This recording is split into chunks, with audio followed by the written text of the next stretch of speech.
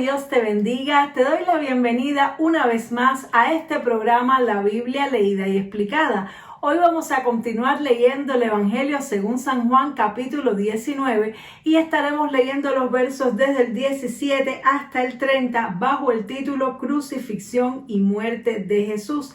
Así que vamos a leerlo, pero como siempre vamos a empezar orando. Padre, te damos gracias, Señor amado, por este día precioso, por esta oportunidad nueva que tú nos das de leer tu palabra. Yo te ruego, mi Dios Todopoderoso, que tú me capacites, Señor, y que pongas palabras en mi boca y me guíes, Señor, para poder hablar conforme a tus palabras, Señor. Tráenos revelación de lo alto y que tu palabra se siembre como semilla en nuestro corazón. En el nombre poderoso de Jesús, amén y amén. Gloria a Dios. Así que leemos Evangelio según San Juan, capítulo 19, verso 17, dice así. Y él, cargando su cruz, salió al lugar llamado Calavera, y en hebreo Gólgota, y allí le crucificaron, y con él a otros dos, uno a cada lado y Jesús en el medio. Escribió también Pilato un título que puso sobre la cruz, el cual decía: Jesús Nazareno, Rey de los Judíos. Y muchos de los judíos leyeron este título porque el lugar donde Jesús fue crucificado estaba cerca de la ciudad y el título estaba escrito en hebreo, en griego y en latín.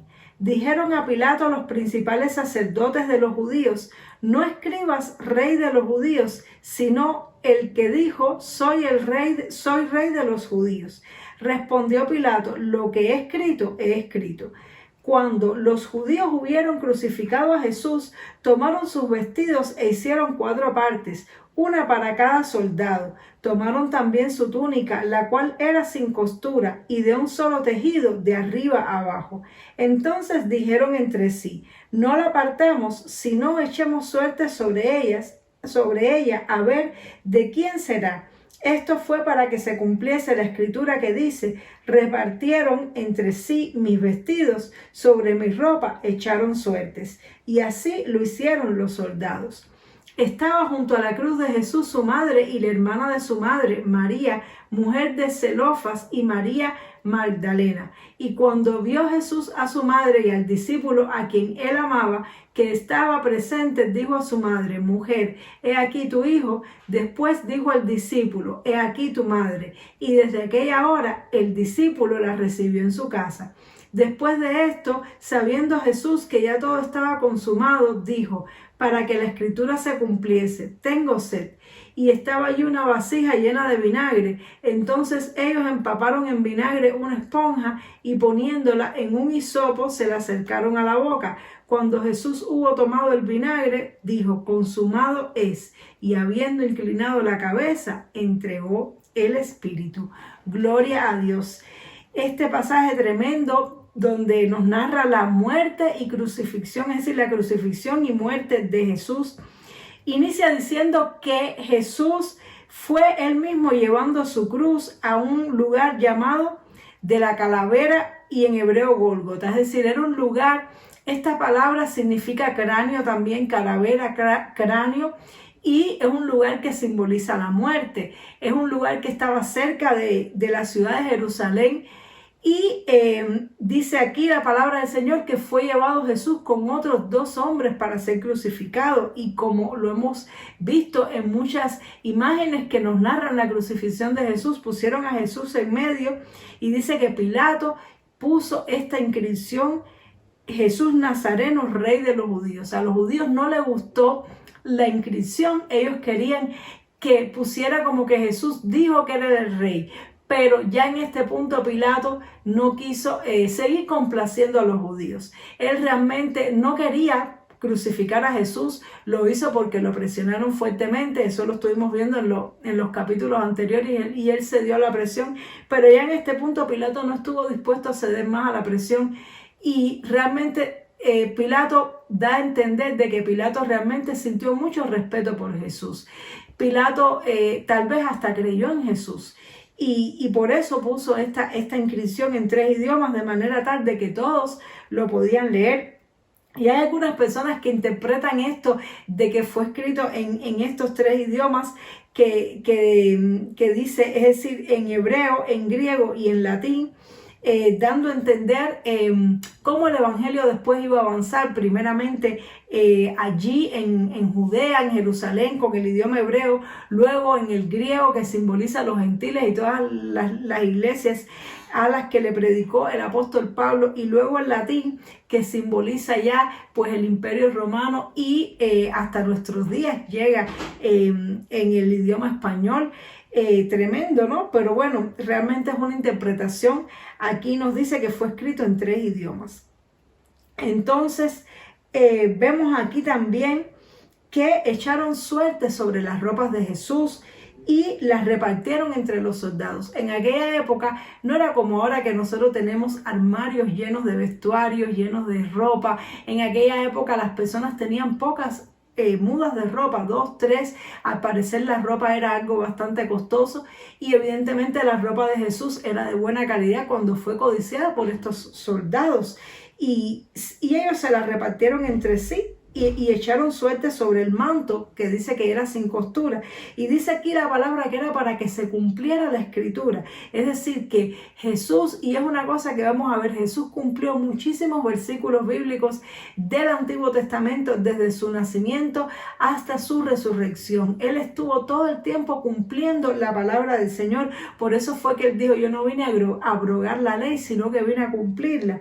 Y esto se encontraba en el Salmo 18, donde el rey David, no sabemos si es que el rey David padeció realmente muchas de las cosas que también le tocaría padecer a Jesús, o fue que lo recibió en el espíritu, tal vez en una forma de visión.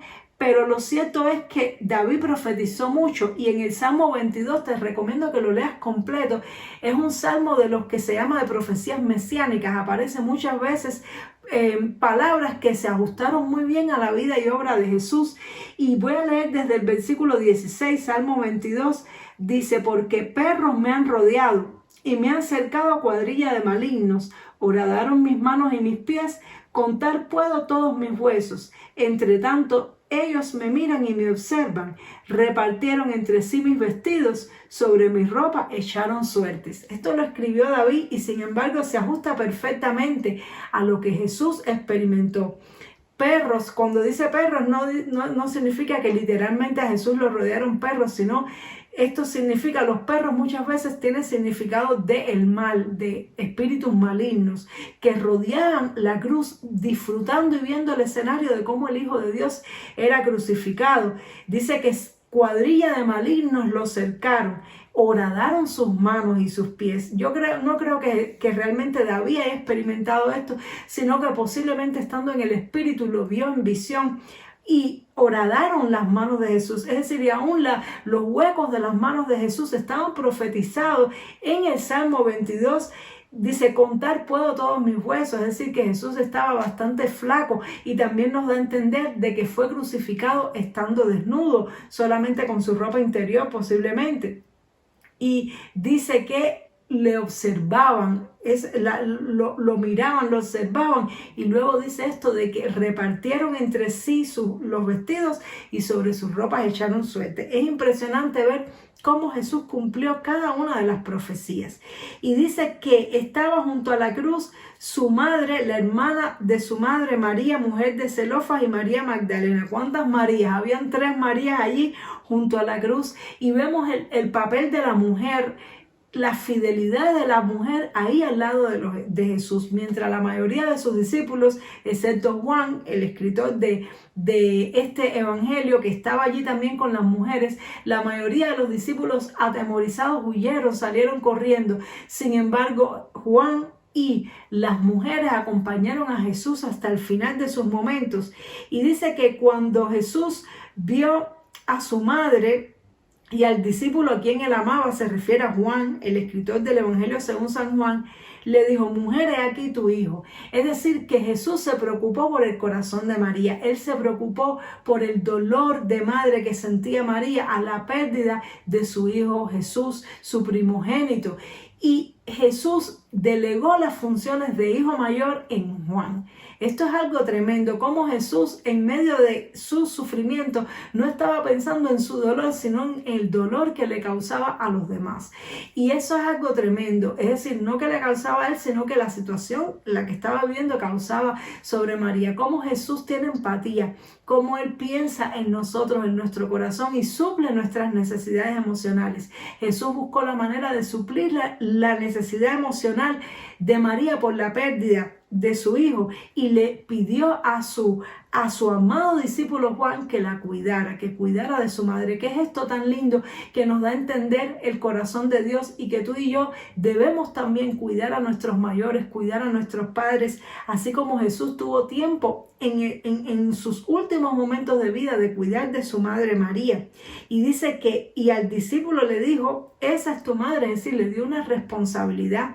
Es algo tremendo porque vemos lo que es estar cerca del corazón de Jesús. Juan era el discípulo que estaba más cerca del corazón de Jesús, y mientras que a Pedro Jesús le dio la tarea de apacentar las ovejas, a Juan Jesús le dio la tarea de cuidar a su madre. Qué cosa tan tremenda, la cercanía que tenían Juan y Jesús, y cómo Jesús confió en él algo tan valioso como era el cuidado de su propia madre.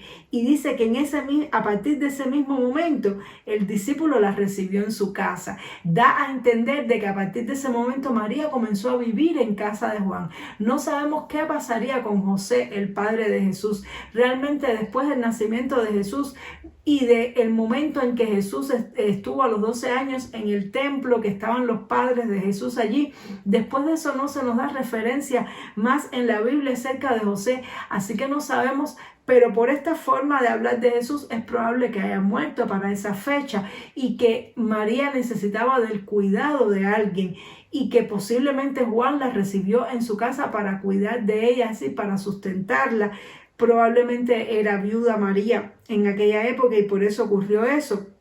Pero realmente no sabemos a ciencia cierta, porque no vemos la presencia de José ni aquí en la crucifixión, ni sabemos mucho acerca de qué fue lo que pasó con José, el padre de Jesús. Pero dice que a partir de aquel momento Juan asumió esa tarea del cuidado de María como si fuera su propia madre. También Jesús, al ver que ya estaba todo consumado, dice que él entendía que todavía faltaban algunas cosas por cumplirse, tal y cual lo decía la Escritura, y por eso dijo: tengo sed. Él dijo: tengo sed, para que le dieran de beber vinagre, porque ya estaba profetizado de que le darían de beber vinagre. Jesús se preocupó porque en cada momento de su vida cumpliera la Escritura, y ahí vemos el conocimiento perfecto de Jesús de la Escritura. Así también tú y yo debemos conocer la Escritura para que nuestra vida sea un cumplimiento, para que estemos velando por el cumplimiento de las Escrituras, así como lo hizo Jesús. Y esto se encuentra en el Salmo 69, verso 21. Dice, Salmo 69, 21, dice la palabra del Señor. Lo estoy leyendo aquí en la computadora para que no se me haga tan largo buscarlo. Dice, Salmo 69, 21.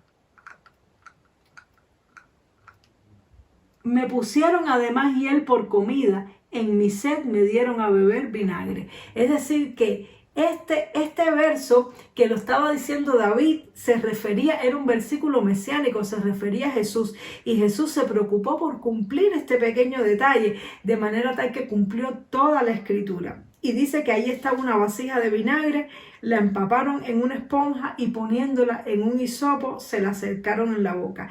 Y cuando Jesús tomó el vinagre dijo: consumado es. Él entendió que había culminado, había terminado con cada detalle. Y dice que habiendo dicho esto, inclinó la cabeza y entregó el espíritu. Qué cosa tan tremenda, como él entregó su espíritu, como Jesús tuvo control del momento de su muerte.